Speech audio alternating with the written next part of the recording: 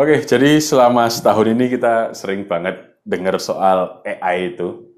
Dan diisukan kan AI ini bakal menggantikan program. Lebih menggali ke requirement dari klien nih, gimana nih. Ingin menjadi project manager, jangan pernah khawatir sih. Karena ya itu, menurut kami berdua ini pekerjaan ini sangat sulit untuk digantikan oleh AI dalam.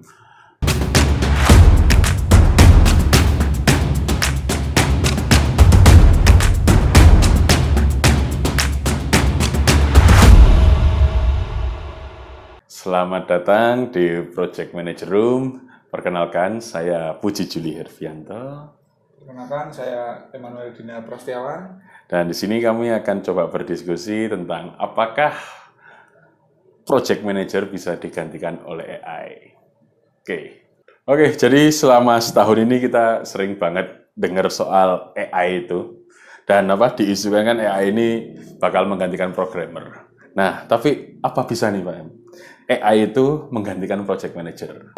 Kalau menurutku sih nggak bisa. Kalau bisa pun kecil kemungkinan sih Pak Puj. Karena selama ini kan yang kita hadapin tuh klien itu berangkat dari keinginan dia sendiri, keinginan lah. Dan itu kadang nggak spesifik. Oke. Karena dari keinginan yang nggak spesifik itu kan kalau kita kasih ke AI itu bakal general banget kan. Betul.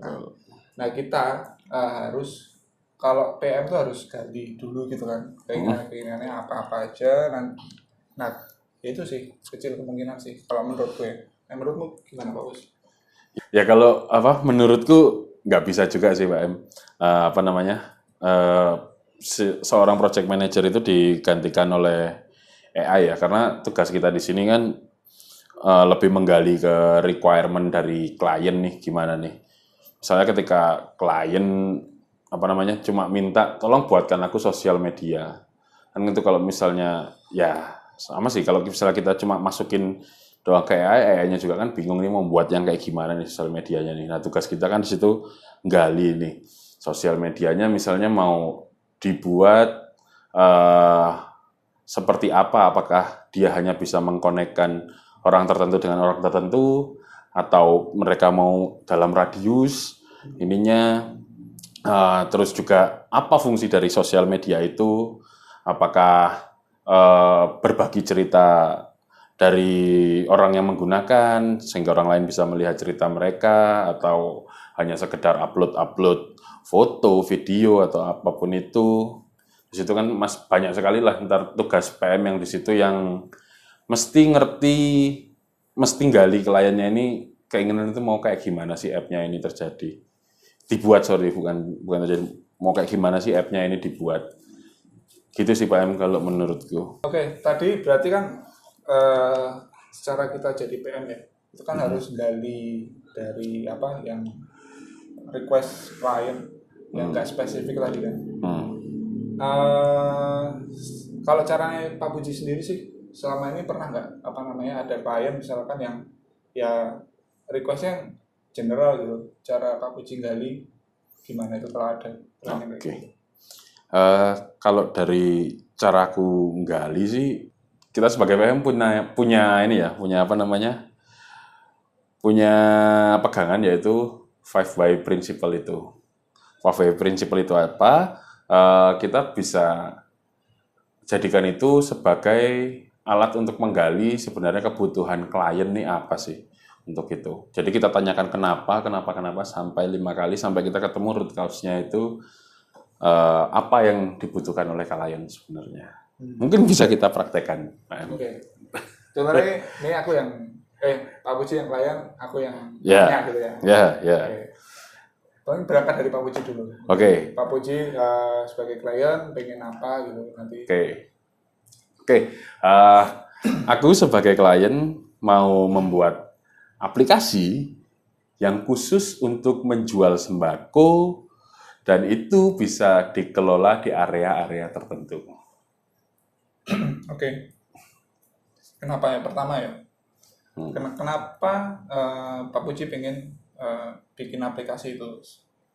Oke, kenapa pengen buat aplikasi itu? Karena itu akan sangat memudahkan orang-orang di area sekitar ya ketika mereka sedang sibuk atau sedang hektik lah di pekerjaannya atau pekerjaan rumahnya, mereka hanya tinggal mesen apa lewat aplikasi dan nanti ada deliverynya yang untuk mengantarkan sembako itu ke rumahnya dia. Oke. Mungkin kenapa aplikasinya untuk jualan sembako? Oke, karena sembako ini tuh apa ya, kebutuhan pokok dari masyarakat yang hidup sih. Jadi nggak mungkin nggak ada orang yang nggak butuh sembako ini. Oke, berarti tadi itu ya karena bahan pokok ya. Ya. Oke, paling kenapa harus ada app ini sih Pak Pus? Maksudku yang ada di pasaran sekarang sebenarnya mirip-mirip lah. Udah ada app yang cover itu sebenarnya. Ya, tapi aku ada ide, target audiensnya itu untuk di masyarakat perkotaan mungkin ya, yang sibuk sampai mereka kadang tuh nggak bisa belanja ke supermarket ataupun ke pasar.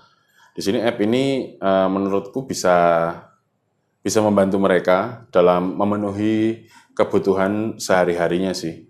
Jadi dengan mereka tetap bisa beraktivitas, apapun itu aktivitasnya, mereka tinggal memesan dari app ini juga. Jadi langsung datang juga tanpa mereka perlu meninggalkan aktivitasnya. Dan di app saya juga, di app yang mau tak buat ini juga tuh, aku nggak berencana cuma jual kayak telur beras gitu, tapi bahkan pun bahan mentah bisa tak jual di situ. Jadi itu daging, itu ikan, itu ayam, itu bisa tak jual dan aku berani memberikan layanan ke customer kalau barang ini 30 menit bakal sampai di rumah Anda. Dari ini tadi kan kita udah coba praktekkan ya 5 why principle.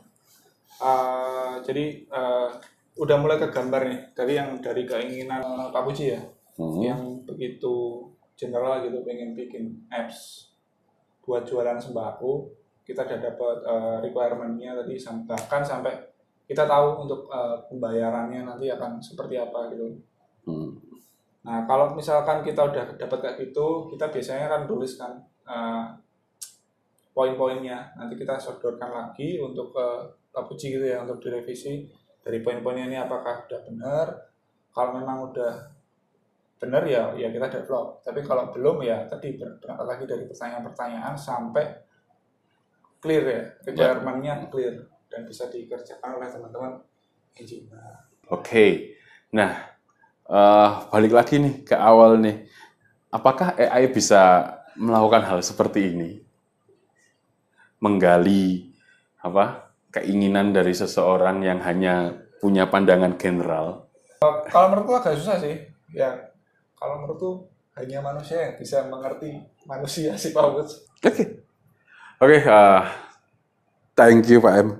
Jadi buat teman-teman yang mungkin berkeinginan ingin menjadi project manager, jangan pernah khawatir sih.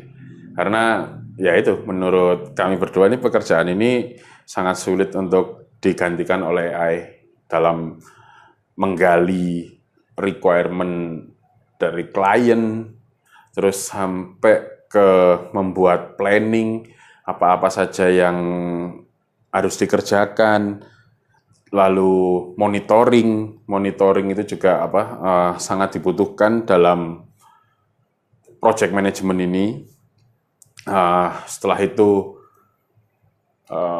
apalagi Pak M? Blocking kalau ada. Oh iya, setelah itu juga unblock tuh maksudnya ketika engineer misalnya kebutuhan dalam satu requirement itu masih rada abu-abu, di sini ya tugas kita juga yang untuk nge-unblock ini kebutuhan untuk akses. Oke, tapi kalau pertanyaannya jadi apakah AI bisa membantu pekerjaan kita? Gimana, Pak? Kalau itu beda cerita, bisa. Oke. Contohnya ya mungkin yang bisa dibantu untuk misalkan budgeting mungkin ya budgeting, timeline manajemen mungkin itu paling bisa sih kalau hanya sebatas tools ya tapi Pak bukan apa namanya menggantikan peran. Ya, setuju kalau itu, dan menurutku juga sangat bisa membantu di reporting sih itu. Nah, ya, Itu reporting sangat-sangat bisa membantu karena untuk merekap pekerjaan dari engineer yang mengerjakan satu project itu kadang cukup memakan waktu juga. Jadi AI itu menurutku juga sangat bisa membantu di situ sih. Dia bisa collect data, bisa mengumpulkan mungkin average time dari tiket ini selesai, tiket ini berapa kali tiket ini ke-reject, kayak gitu sih. Dan state tiket ini saat sekarang tuh apa. Menurutku itu sih. Jadi kalau dibilang apakah AI bisa menggantikan peran PM, kami